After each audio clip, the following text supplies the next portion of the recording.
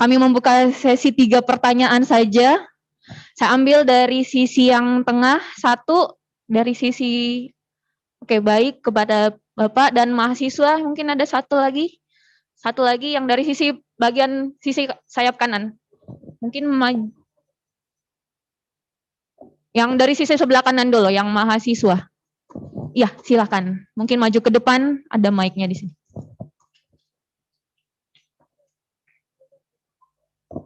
Ini ada. Yang mana? Oh ya, baik.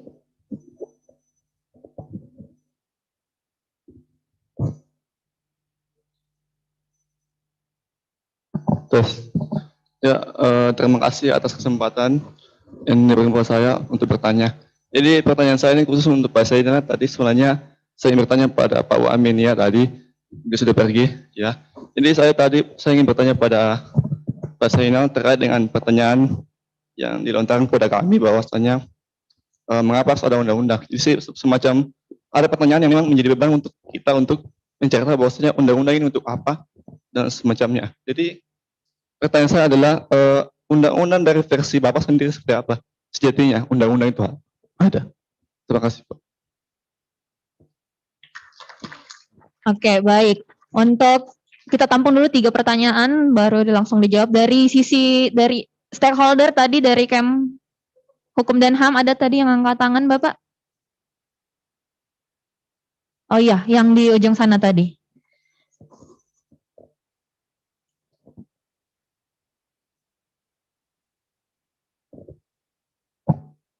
Bismillahirrahmanirrahim. Assalamualaikum warahmatullahi wabarakatuh. Pertanyaan saya tujukan kepada Dr. Zainal. Bagaimana pandangan Bapak terhadap mungkin agak melenceng sedikit dari KUHP, tapi saya pikir karena tadi disinggung soal positivistik dan kaum positivistik di Indonesia, saya ingin menyinggung masalah putusan KPK yang kemarin akhir antara Maret dan April mengeluarkan SP3 terhadap kasus Samsul Nur Salim. Terkait hal itu, bagaimana pandangan Bapak antara pertarungan kaum positivistik dengan filosofis dalam pertimbangannya KPK memberikan pertimbangan terhadap adanya pasal 40 Undang-Undang KPK adanya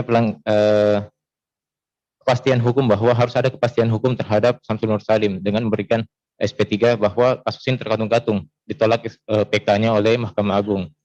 Namun dari kita semua tidak melihat secara komprehensif mengapa hanya melihat dari kepastian hukumnya, tidak melihat ke belakang bahwa dalam putusan MA-nya itu kan tidak dikategorikan sebagai tindak pidana, 2 lawan 1. 2 hakim tidak mengategorikan sebagai tindak pidana, tapi 1 hakim ketuanya mengkategorikan sebagai tindak pidana. Kenapa belakangan diketahui bahwa salah satu hakim itu bertemu dengan pengacara dari Samsul Salim tersebut. Jelas ini melanggar asas imparsialitas atau kenetralan hakim terhadap dengan bertemu dengan pihak terdakwa. Bagaimana pandangan Bapak terhadap apa sih yang lebih penting, asas keadilan, tujuan hukum sebagai untuk keadilan atau kepastian hukum? Karena seringkali kita terlalu positivistik dalam memandang peraturan perundang-undangan. Kita harus melihat pasal ini bahwa ini diatur dalam undang-undang untuk kepastian hukum terdakwa, tapi tidak memikirkan bahwa ada asas keadilan di masyarakat yang terganggu. Itu saja mungkin dari kami. Terima kasih. Assalamualaikum warahmatullahi wabarakatuh. Waalaikumsalam warahmatullahi wabarakatuh. 1 lagi mungkin saya ambil dari akademisi, Bapak Imam mungkin, Pak dosen, silahkan. Jadi mewakili sama masing-masing dari mahasiswa, stakeholder, dan akademisi.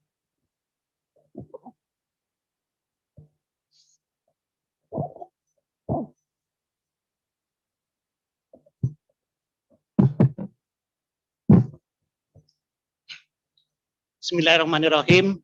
Assalamualaikum warahmatullahi wabarakatuh. Sungguh kita sangat bersyukur pada siang hari ini karena kita mendapat pencerahan tentang politik hukum yang akan diterapkan di negeri ini. Catatan saya, inilah merupakan rancangan undang-undang yang terpanjang selama negeri ini berdiri. Karena sampai hari ini kita masih baru berhasil membuat sebuah rancangan kitab undang-undang hukum pidana. Kalau kemudian kita tidak bisa menuntaskan endingnya sebagai sebuah undang-undang hukum pidana, maka saya khawatir jangan-jangan nanti kita menunggu amandemen undang-undang dasar yang sekarang ini pada pasal 1 ayat 3 dikatakan negara kita negara hukum, ataukah kita membutuhkan amandemen yang mengatakan negara kita negara takut dosa, baru kemudian undang-undang kitab undang-undang hukum pidana baru dinyatakan bisa berlaku. Saya melihat momentumnya paling bagus untuk bisa menuntaskan rancangan ini ialah ketika 100 tahun Indonesia Merdeka, 2045. Kita berharap paling lama di tahun 2045. Mudah-mudahan rancangan kitab undang-undang hukum pidana itu sudah benar-benar menjadi undang-undang. Tapi kalau tidak, maka saya khawatir. Jangan-jangan lebih baik kita rame-rame membangunkan Khairil Anwar dalam tidur panjangnya untuk mengatakan aku ingin hidup 1000 tahun lagi. Mudah-mudahan tidak seperti itu. Yang terpenting menurut kita semua, bagaimana undang-undang pidana itu harus dikonstruksi. Karena tidak mungkin hukum pidana yang berlaku dalam masyarakat yang majemuk ini seolah-olah jatuh dari langit, abrakadabra, jadi-jadilah. Maka inilah momentum terbaik untuk mengkonstruksi sedemikian rupa sehingga hukum pidana itu bisa benar-benar merasa berisikan tentang keadilan. Mungkin langsung ke pertanyaan saja, Pak. Berisikan dengan kepastian dan kemanfaatan. Saya kira demikian, sehingga kalau hukum pidana rancangannya berisi keadilan, kemanfaatan, dan kepastian hukum, insya Allah inilah yang kita tunggu sebagai hukum positif yang mengatur kita semua. Demikian, terima kasih. Assalamualaikum warahmatullahi wabarakatuh. Waalaikumsalam. Pertanyaannya ditujukan kepada siapa, Pak? Semuanya. Oh, baik. Mungkin langsung saja dijawab 3 pertanyaan. Mungkin dari Pak Sainal duluan.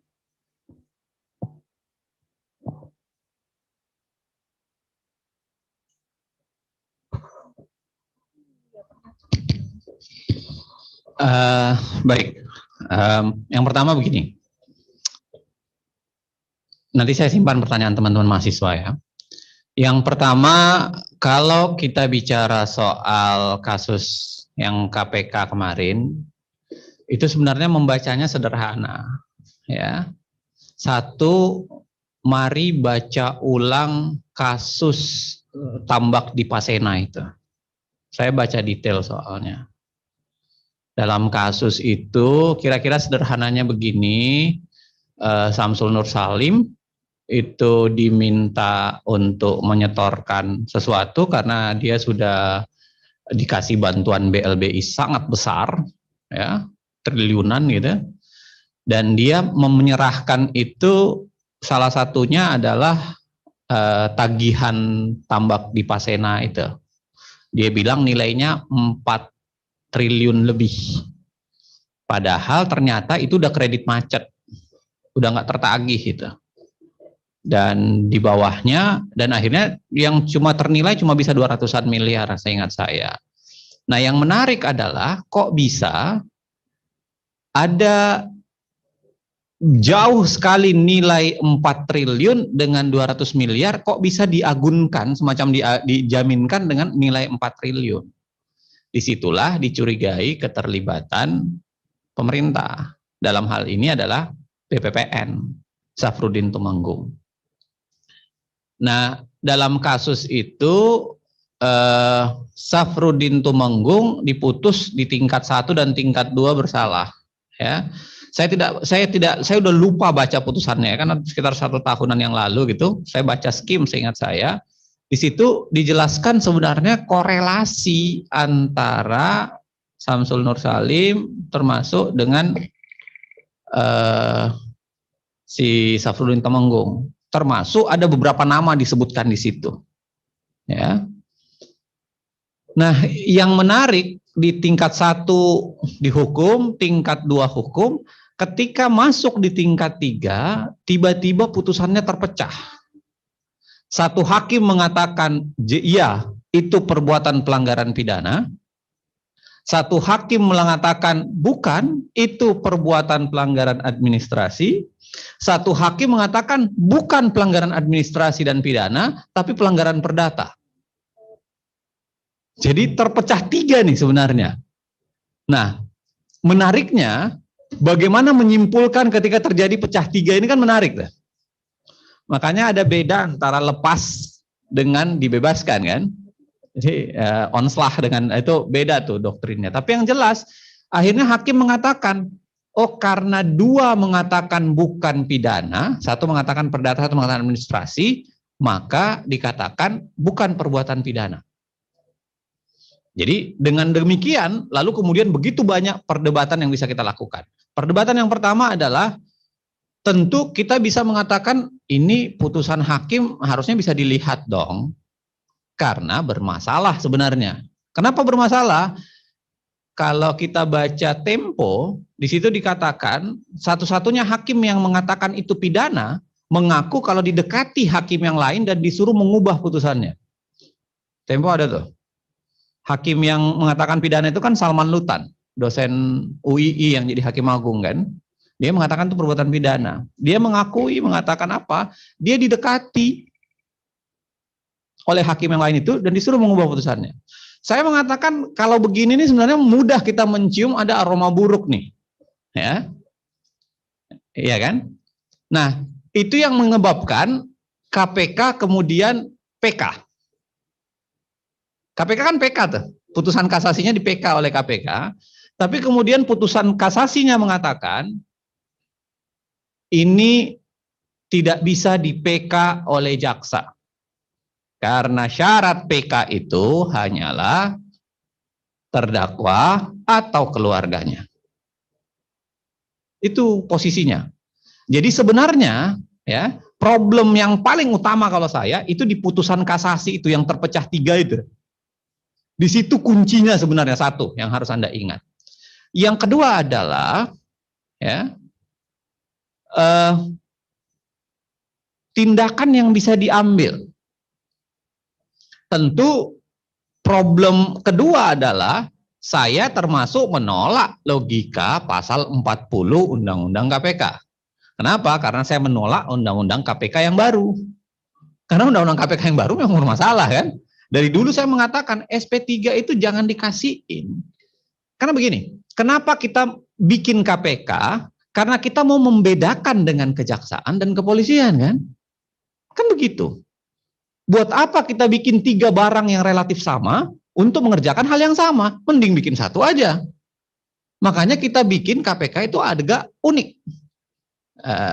Supaya dia berbeda dengan kejaksaan dan kepolisian. Tapi ternyata dengan menyematkan poin-poin yang mirip dengan kejaksaan dan kepolisian, ya relatif sama lagi.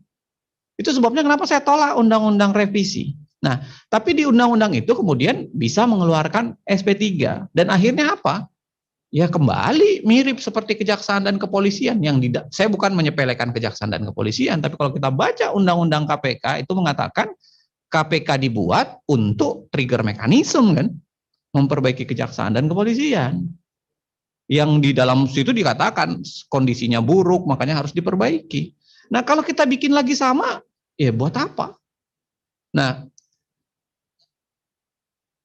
modelnya adalah kenapa SP3 itu diberikan karena kemudian ya apalagi standar SP3 itu 2 tahun. Coba bayangkan. Kalau Anda lihat syarat SP3 itu salah satunya adalah 2 tahun tidak dikerjakan. Banyak sekali kasus yang tidak sederhana dibuktikan 2 tahun. Perhitungan kerugian negara dalam kasus Lino saja bertahun-tahun. Nggak dikasih. Ya, karena kan kalau hitung kasus Lino, kenapa bertahun-tahun?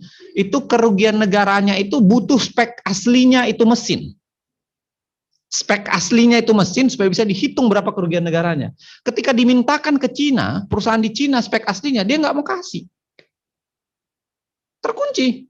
Nggak bisa dihitung berapa kerugian negaranya. Untung belakangan kemudian setelah bertahun-tahun, 5 tahunan baru dikasih kan. Dan akhirnya Lino tetap ditetapkan menjadi dilanjutkan case-nya. Nah, ada teknis-teknis yang nggak bisa. Alat ukur 2 tahun itu apa? Kenapa kok? Jadi SP3 sendiri bermasalah. Ya. Yang ketiga saya mau bilang, saya termasuk yang kenapa tidak dilakukan upaya lanjutan. Kalau kita baca pasal 32 ya, Undang-Undang Tipikor, dia mengatakan kalau terjadi kerugian negara ya, tapi bukan bukan tindak pidana, maka diserahkan kepada jaksa pengacara negara untuk melakukan gugatan perdata untuk ganti rugi. Nah, sekarang problemnya, apakah KPK itu sekaligus jaksa pengacara negara atau bukan? Ataukah hanya kejaksaan? Ataukah, kenapa nggak bisa sih KPK atas dasar konsep koordinasi dan supervisi, dia memerintahkan kejaksaan, kasih kejaksaan segera melakukan gugatan pengembalian kerugian negara, kan nilainya gede banget.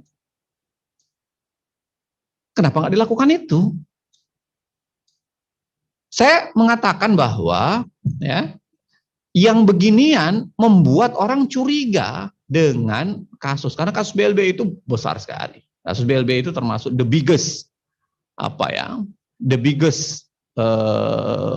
spot, dark spot on our history gitu. Jadi salah satu noktah hitam yang paling hitam dalam sejarah kita, dan kita nggak melakukan sesuatu yang kelihatannya luar biasa. Coba lihat alasan KPK, ini termasuk juga catatan buat KPK. Coba lihat alasan KPK menghentikan perkara karena dianggap Safrudin Tumenggung yang merupakan penyelenggara negara sudah hilang dalam gugatan untuk Samsul Nur Salim. Jadi Samsul Nur Salim itu bukan sebenarnya. Dia dihentikan salah satunya karena ya unsur penyelenggara negaranya udah hilang. Karena Safrudin Tumenggung sudah diputus secara berbeda oleh Mahkamah Agung. Padahal kalau kita baca case-nya, ada loh penyelenggara lain di situ. Penyelenggara negara lain itu, Anda baca aja case-nya. Ya, nanti searching aja, googling. Ada nama-nama penyelenggara lain di situ. Kenapa kemudian KPK tidak mencoba memutar menjadi lebih kreatif gitu, ya, kejar penyelenggara negara lainnya untuk kemudian tetap mempertahankan yang ini. Kenapa langsung ujuk-ujuk tiba-tiba mengatakan karena Safrudin Tumenggungnya sudah hilang, maka ini harus bebas. Saya nggak tahu harus menceritakan secara detail di sini ya, tapi di Indonesia ini dinding itu bertelinga. Cerita soal bagaimana sebenarnya program atau proyek membebaskan semua ini itu dapat kita cerita detailnya. Jadi itu yang membuat orang nggak bisa percaya. Nah, balik ke pertanyaan Anda, bagaimana pendekatan kita? Susah melihat pendekatan itu. Ketika orang memaksakan bahwa ini harus dilakukan pendekatan dengan cara positivistik. Padahal bagi saya harusnya ya positivistik pun masih bisa kita perdebatkan. Kenapa? Ya penyelenggara negaranya masih bisa ada kok. Jadi toh kalau tetap positivistik KPK-nya, tetap dia bisa menggunakan kreasi. Penyelenggara negara masih ada yang lain. Yang kedua adalah gugatan ganti rugi. Pasal 32 kan ada. Nah, kenapa nggak dilakukan? The question is, apakah ini problem hukum atau problem politik? Susah dijawabnya. Kalau problem hukum, saya mengatakan menggunakan pendekatan positivistik pun masih bisa dilakukan langkah. Pakai hukum yang ada, masih bisa dilakukan langkah. Kenapa enggak? Kalau ada kepentingan politik yang lainnya, wallahu alam nih. Jangan-jangan itu yang membuat sulit dijawab. Nah, yang kedua, saya mau bilang begini Pak, pertanyaan yang kedua tadi. Kadang-kadang yang paling menjengkelkan dari negara, seringkali ya, itu tidak istiqomah. Yang disuruh istiqomah itu adalah rakyat, tapi negara tidak apa-apa, tidak istiqomah. Anda masih ingat enggak ya? Salah satu usul fikih, prinsip fikih yang paling banyak disebut oleh negara, oleh orang-orang terkenal kita, dan nanti searching aja, waktu mengatakan bahwa orang masa pandemi tinggal di rumah saja, jangan sholat di masjid dulu supaya menebar ini, which is saya setuju juga. Dia menggunakan prinsip darul mafasid muqaddamu ala jalbil masoleh. Kan itu kan yang dipakai kan. Dia mengatakan apa? Untuk memperoleh kebaikan kadang-kadang harus dikesampingkan dibanding kemudaratan yang ada. Kan begitu. Itu prinsip fikih darul mafasid muqaddamu ala jalbil masoleh kan. Pertanyaannya adalah kenapa prinsip itu disebutkan berkali-kali, termasuk ketika mau pilih Prabowo kan? Kan itu disebutkan lebih baik kita dibanding memperoleh kebaikan ya menghindari kemudaratan, hilangkan, kan itu dipakai tuh banyak banget. Tapi misalnya kenapa di kasus pilkada nggak dipakai? Kenapa ketika pilkada dilaksanakan tidak menggunakan prinsip itu? Darul mafasid muqaddamu ala jalbil masalih. Kenapa pilkada tetap dilaksanakan walaupun pilkada itu katanya demi kebaikan, padahal kemudaratannya juga bisa banyak. Orang bisa mati. Lalu kemudian kenapa nggak dipakai di situ? Kenapa khusus melarang orang pergi sholat dipakai prinsip itu? Kenapa untuk menyelenggarakan pilkada enggak? Ya, termasuk penyelenggaraan pernikahan. Kenapa khusus pernikahan orang-orang tertentu, saya tidak akan sebut nama, itu dilarang, tapi khusus pernikahan selebriti, selebgram, itu diperbolehkan. Yang begini membuat orang sulit percaya. Itu yang membuat orang sulit percaya. Yang kita tagih negara harusnya lebih istiqomah. Karena orang istiqomah itu memang harusnya begitu. Innal ladzina qalu rabbunallahu tsumma istaqamu tatanazzalu alaihimul malaikah. Orang yang bisa istiqomah itu nanti ribuan malaikat akan menyebut, karena istiqomah yang paling penting saya. Nah, istiqomah itu yang sulit dan negara seringkali tidak menggunakan itu, dan itu yang membuat kritik, termasuk pendekatan-pendekatan yang tadi kita sampaikan. Nah, pertanyaan terakhir karena 22, saya ada acara jam 1 di Hans Seidel Foundation. Terus bagi saya apa? Teman-teman mahasiswa, saya punya jawaban pasti. Tetapi saya mau teman-teman itu apa ya? Salah satu ciri pemikiran yang disebut dangkal, mohon maaf nih ya, mohon maaf teman-teman ya, itu adalah selalu terlalu cepat mau jumping to conclusion. Kadang-kadang ada namanya pertanyaan retorik. Pertanyaan retorik itu adalah dia reflektif. Harus kita lakukan bareng-bareng. Dan siapapun menjawab di dunia ini bukan kitab suci. Anda dengarkan saja pandangannya, tapi bukan kitab suci. Jangan lihat dia sebagai zalikal kitabul la raiba fihi hudal lil muttaqin. Enggak ada, bukan kitab suci yang tidak ada keraguan di dalamnya, bukan sama sekali. Jadi apa dimaksud hukum? Menurut Jimli jelas, undang-undang itu pendekatannya adalah atas bawah. Ada konsep positivismenya, ada konsep hak asasinya, ada konsep demokrasinya kan? Kan begitu. Rata-rata begitu sebenarnya pendekatannya.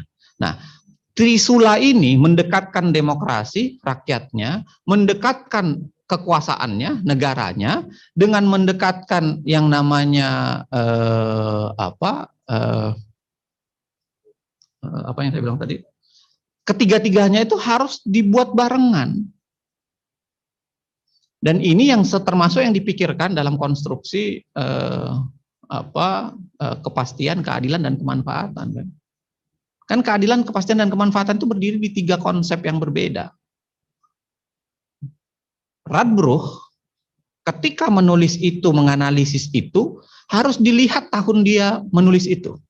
Radbruch menulis itu ketika dia melihat Perang Dunia II. Dia melihat Perang Dunia II. Makanya ketika dia ditanya, dan dia tahu bagaimana posisi sekutu, bagaimana Jepang, bagaimana Jerman, Perang Dunia I, dan lain sebagainya, dia kan, Radbruch hidup di tahun itu, dia meninggal tahun 69, 68, saya lupa. Dia lalu mengatakan bahwa ya di antara kepastian, keadilan, dan kemanfaatan, kalau ditanyakan ke saya, Saya akan bilang ya kemanfaatan atau keadilan lebih penting dibanding kepastian. Begitu juga misalnya kalau Anda di siapa? Jeremy Bentham. Kalau Jeremy Bentham itu dia lihatnya langsung ke konstruksi kemanfaatan. Kenapa? Karena Jeremy Bentham itu utilitarianis. Utilitarianis itu adalah ya sepanjang berguna ya kita pakai. Tinggal nanti diukur batas kegunaan yang dimaksud itu apa. Kegunaan yang paling banyak ke semua orang itu yang kita pakai, atau utilitarianis. Beda lagi dengan John Stuart Mill dan lain sebagainya. Nah, to make it short, Mas, teman-teman, kadang-kadang bertanya itu saya maksudkan untuk teman-teman reflektif. Jadi buka buku, cari, debatkan untuk temukan. Jadi jangan ditanya kesimpulan orang lagi, enggak. Anda harus bangun, ya. Anda harus bangun pemikiran hukum. Saya selalu menolak betul bicara di depan fakultas teman-teman mahasiswa fakultas hukum. Kalau hukum itu mereka bayangkan adalah bunyi pasal, bunyi pandangan orang, dan bunyi doktrin yang sudah dipakai asas dan lain sebagainya. Enggak. Hukum bukan itu. Hukum itu adalah proses budaya, bukan batu dari langit. Hukum itu tumbuh di kita. Hukum itu menjadi hidup dengan sejarah manusia. Makanya saya mengatakan KUHP, kenapa saya bilang KUHP disahkan saja yang ada sekarang, biarkan dia berkembang. Kan? Karena keliru juga kalau kemudian kita mau pakai satu undang-undang yang nggak boleh diubah beratus-ratus tahun, nggak mungkin. Mana ada undang-undang bisa bertahan ratusan tahun? Kondisi teorinya aja kan mengatakan spasio dan temporal itu berubah. Satu-satunya yang tidak berubah di dunia ini yaitu perubahan itu sendiri. Pasti nggak mungkin. Jadi maksudnya harusnya memang dibuka kemungkinan-kemungkinan untuk melakukan perubahan dan absorpsi atau kemudian adaptasi. Pasti. Nah, mikirkan yang gitu-begitu tuh kadang-kadang harus dilakukan. Ya. Kemauan kita untuk melakukan perubahan, adaptasi harus kita mulai pikirkan, termasuk memasukkan ke dalam sistem hukum kita. Saya termasuk yang mengatakan bahwa harusnya undang-undang itu punya mekanisme evaluasi yang jelas. Di Belanda, ibu-ibu dan bapak sekalian, itu 2-3 tahun semenjak undang-undang keluar, itu sudah dilakukan evaluasi, persiapan untuk mengubahnya. Itu ada mekanismenya. Di kita, nggak ada evaluasinya. Kecuali kalau undang-undang politik, itu dievaluasi terus-menerus. Karena kepentingannya banyak kan. Tapi kalau undang-undang yang tidak banyak kepentingan mereka, itu nggak ada dievaluasi. Berjalan, bahkan konyol-konyolan. Sudah berjalan jauh ke sana, konyol di sini bunyinya. Ya. Saya kasih contoh satu begini. Ada yang pernah baca undang-undang LPS nggak? Pernah baca undang-undang LPS? Mohon maaf, saya sederhana aja bagi mahasiswa fakultas hukum. Dikatakan begini, bank yang sudah diambil alih oleh LPS, penyelamatan itu, ya kan? Itu harus dijual selambat-lambatnya 3 tahun semenjak pengambil alihan. Jadi kalau ada bank yang kolaps kayak Century kemarin, LPS diperintahkan untuk ambil alih, dia ambil alih, dia suntikan modal, 3 bulan kemudian 3 tahun kemudian dia harus jual. Kenapa? Untuk mengembalikan modal yang dikasih itu kan. Kalau tidak laku, ayat berikutnya mengatakan diperpanjang 1 tahun. Kalau tidak laku lagi, ayat berikutnya mengatakan lagi, diperpanjang 1 tahun lagi. Kalau tidak laku juga, maka pada tahun terakhir diberikan kesempatan dijual dengan pokoknya penawaran tertinggi aja. Kira-kira konstruksi undang-undang ini salah nggak? Menurut saya keliru. Sama enggak kira-kira kalau misalnya begini, saya jualan mangga ini harganya 10.000 per biji, saya tulis di depan mangga ini 10.000 per biji, ya modal saya 10.000 untuk beli, ya harus laku sebelum jam 3 sore. Kalau enggak laku jam 3 sore, saya tunda sampai jam 4 sore. Kalau enggak laku jam 4 sore, saya tunda jam 5 sore. Kalau enggak laku juga, maka jam 6 saya akan jual dengan penawaran tertinggi. Kira-kira apa yang dilakukan pembeli mangga? Nunggu jam 6. Dia nunggu jam 6. Karena dia akan kasih penawaran yang nggak bisa ditolak. Undang-undang perintahkan harus dijual. Dan itu yang terjadi, mohon maaf, sama Senturi kan. Senturi itu ditolong 6,7 triliun. Di top up modal tahun 2000 berapa? 1,5 triliun. Jadi 8,2 triliun. Coba cek, lakunya Senturi cuma berapa? Cuma 4 triliun lebih kan. Itu perdebatannya panjang lagi. Berarti sisanya kerugian negara atau bukan?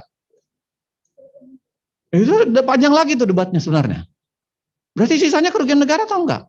Negara top up modal 8,2 triliun kok. Tiba-tiba lakunya cuma 4,3. Berarti ada 3,9 hilang kan? Ini kerugian negara atau bukan? Debat lagi jadi. Nah, apa yang saya mau bilang adalah ya, hukum itu sendiri memang harusnya dievaluasi dong. Kalau ada bunyi pasal yang jelas-jelas merugikan kita, harusnya diubah. Ngapain ditunggu lama-lama? Ini dibiarkan. Nah, itu yang seringkali tadi saya bilang, kadang-kadang ya akhirnya hukum tidak didekatkan dengan kepentingan hukum, tapi didekatkan dengan kepentingan politik. Sehingga apa? Karena dasarnya kepentingan politik, dengan mudah dia pindah-pindahkan tuh mazhab-mazhab hukumnya seiring dengan kepentingan politik yang dimaksudkan. Rajinlah kuliah, mudah-mudahan perdebatan dengan dosen kalian mudah-mudahan akan bisa menambah khasanah. Makasih ya. Baik, terima kasih. Untuk selanjutnya mungkin dari Prof. Hasnawi. Ini semacam closing saja saya kira. Ini terakhir dari Mas Imam, saya kira tujuan hukum, kepastian, kemudian keadilan dan kemanfaatan ini kan teori yang selama ini dari tahun 1 kita pelajari. Dan saya setuju, Mas, bahwa sebenarnya RUU KUHP atau Rancangan Undang-Undang Hukum Pidana ini adalah bagian dari kebutuhan kita. Saya kira sepanjang kita masih berdebat tentang apakah ini penting atau tidak kita atur dalam satu kodifikasi hukum, ini tidak akan selesai. Sehingga kalau saya cenderung mengatakan apa yang ada kita selesaikan, kemudian kalau ada pembenahan, ada revisi, kita lakukan itu. Sebab kalau tidak, saya kira akan tercatat dalam sejarah, jangan-jangan di tahun 2045 nanti kita belum menghasilkan KUHP khas kita, khas Indonesia yang banyak memotret tadi yang saya sebut dengan the living law itu. Saya kira itu saja. Terima kasih banyak. Assalamualaikum warahmatullahi wabarakatuh. Waalaikumsalam warahmatullahi wabarakatuh. Baik, Bapak Ibu hadirin sekalian, Quo-Vadis RUU KUHP mau dibawa kemana RUU KUHP di Indonesia? Mungkin masih still lebih question for us untuk mengetahui itu. Namun maaf sekali karena waktu yang kita yang terbatas untuk semua pertanyaan kita hold dulu. Mungkin nanti langsung di-approach kepada dua panelis kita. Dan sebagai bentuk apresiasi sekali lagi dari Universitas Negeri Makassar kepada pemateri kita hari ini, maka kami meminta kesediaan sekali lagi Bapak Rektor Universitas Negeri Makassar untuk memberikan cenderamata kepada yang pertama Bapak Profesor Dr. Zainal Arifin Mohtar.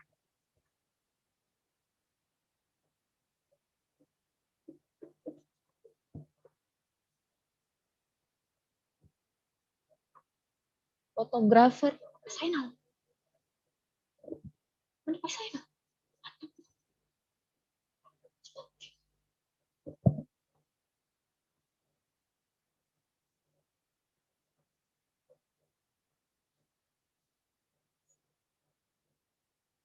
Oke, yang pertama kepada Bapak Zainal Arifin Mohtar. Kita berikan tepuk tangan sekali lagi.